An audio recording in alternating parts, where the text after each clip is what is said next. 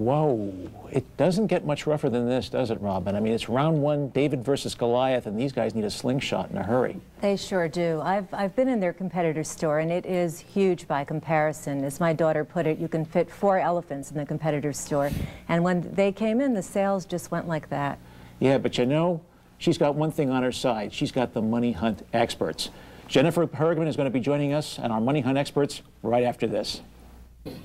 Welcome back to Money Hunt Small Business Challenge. Our guest is Jennifer Bergman of Westside Kids in Upper Manhattan. We're going to tell her how to take on the big bad chain toy store down the street. Jennifer, welcome to Money Hunt. These are the people who are going to help you solve your problem. First, Nancy Michaels is president of Impression Impact in Concord, Massachusetts, where they fired the shots heard round the world. She's the author of the book Off the Wall Marketing Ideas and a slew of other books on small business marketing. Next, Bill Mitchell is the head of Mitchell's of Westport, a leading men's and women's clothing store in Westport, Connecticut. Bill has taken on some of the toughest players in the apparel industry, and he's beaten them at their own game. These guys are good, and they're going to help you solve your problem. Jennifer, we've seen the videotape. We have some questions, so we need to know more about your business in order to help you solve your problem. I want to know more about that letter that you sent to your customers where you sort of begged them to come back to the store.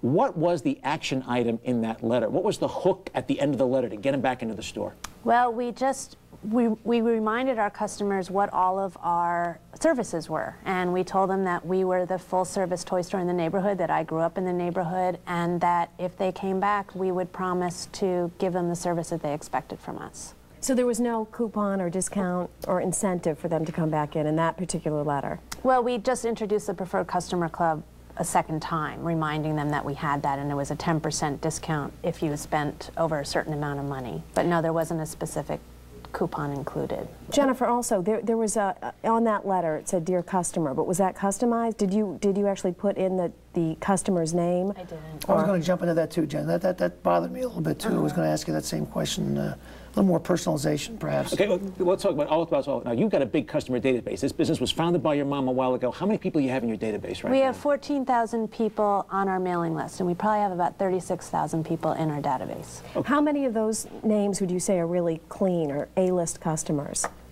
Well, our Preferred Customer Club is about 800 people.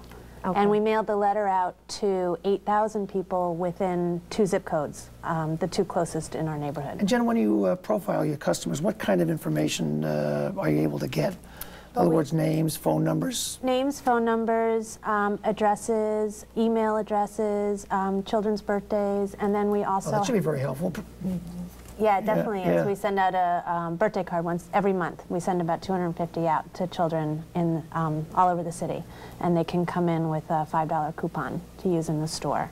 Jennifer, you got a lot of different kinds of stuff on those shelves. Just looking at that videotape, I mean, what really moves the quickest? Do you have any sense of what moves and what doesn't? I think our infants department is one of our top-selling departments, and then our crafts department is probably second.